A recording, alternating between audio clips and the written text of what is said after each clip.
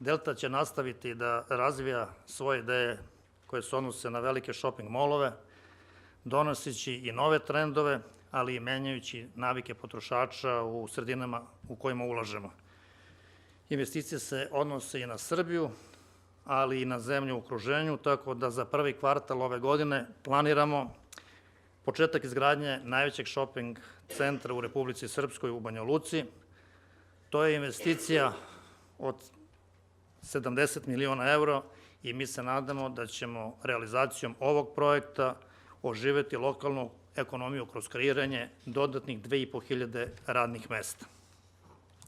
Po prvi put Republika Srpska i Banja Luka će dobiti modern maloprodajni prostor, veoma sličan Delta City u Beogradu. Vidite da je ukupno površina negde oko 80.000 kvadratnih metara, biće preko 100 lokala, 1000 parking mesta i nadamo se da će mnogi međunarodni brendovi koji do sada nisu bili prisutni u regionu Republike Srpske se sada pojaviti tamo i ono što je veoma bitno, ponovit ću još jednom, očekujemo značajno upošljavanje lokalne građevinske industrije. Naravno, naši najveći planovi su vezani za Srbiju, a to znači ono što je kolega Vasić rekao, za dobijanje odgovarajućih dozvola, odnosno obezbeđivanje urbanističkih uslova.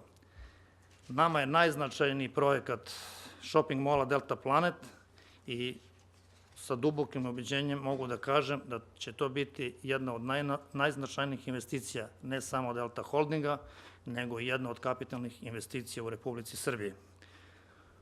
Argument za to je činjenica da je investicija vredna 200 miliona evra i da će to biti objekat ukupne površine 200.000 kvadrata i da će samo na poslu izgradnje tog objekta, a i kasnije rada, biti angažovano i biti otvoreno preko 4000 radnih mesta.